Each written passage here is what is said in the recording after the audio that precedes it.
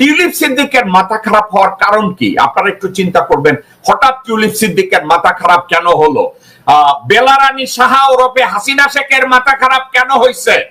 কমলা রানী সাহা ওরফে রেহানা শেখের মাথা কেন খারাপ হয়েছে? কয়েকটা কারণে খারাপ হয়েছে।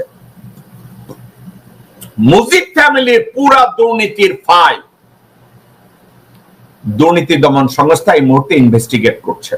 আন্তর্জাতিক অপরাধ ট্রাইব্যুনাল এটা ইনভেস্টিগেট করছে।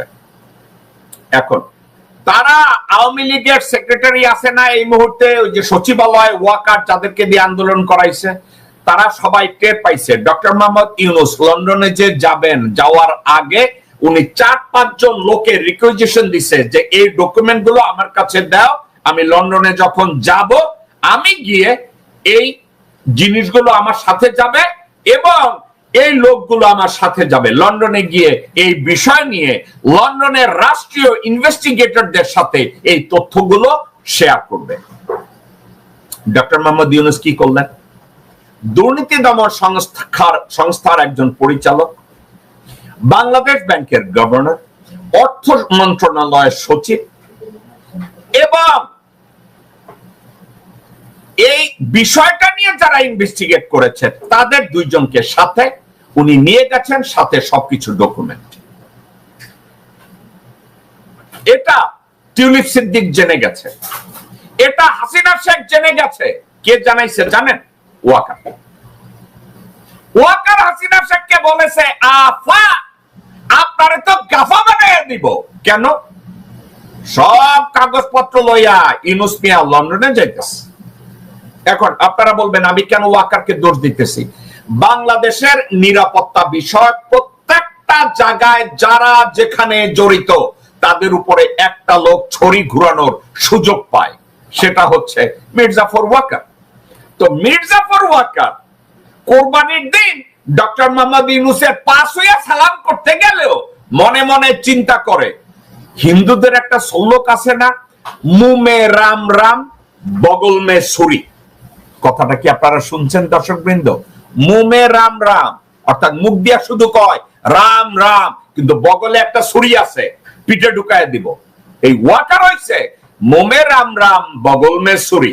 সে একটা তার বউরে হাসিনার বইনেরে লইয়া গেছে, বিশ্বাসঘাতক জেনারেল মুস্তাফিজের মাইয়ারে লইয়া গেছে ডক্টর ইউনূসে ঈদ মোবারক কইতে, কিন্তু সাথে বগলে লইয়া গেছে একটা ছুরি।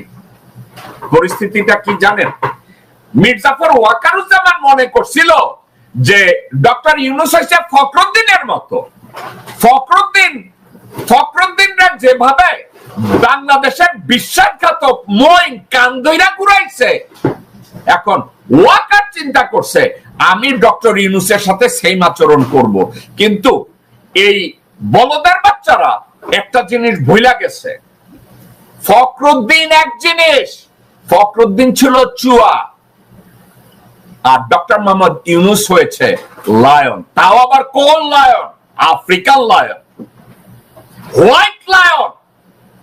এই লায়নকে এই চুয়ার মতো আচরণ যারা করতে যায়, they are going to lose their hand, ultimately they are going to lose their life. এখন এই ওয়াকার হাসিনাকে জানাইছে, রকে জানাইছে যে ডক্টর ইউনূস সাথে করে কি কি নিয়ে যাচ্ছে। এখন এ ব্যাপারে আরো একজন আছে জড়িত, যে ডক্টর ইউনূস কি কি সাথে নিয়ে যাইতেছে। দর্শকবৃন্দ কে জড়িত জানেন? জনাব ফেরদৌস। পোশাকের যে বিষয়, military assistant to the chief adviser বলেছে, সেখানে সুনির্দিষ্টভাবে একটা কথা বলেছে, সেটা হলো যে আমরা যারা ইসলামকে রাজনৈতিকভাবে ওয়াকারটাকে ওখানে পাঠাইছে, ডক্টর মোহাম্মদ ইউনূস কি কি করে, ওনার পেশাবের রং কি, ওনার বুয়ের গন্ধ পুরোটাই এটাকে ব্যাখ্যা করে। আমি ব্যক্তিগত জীবনে ইসলামকে মানব, যেভাবে বেগম খালেদা জিয়ার পাশে বসায় রাখছিল শিমুল বিশ্বাসকে, ইসলামকে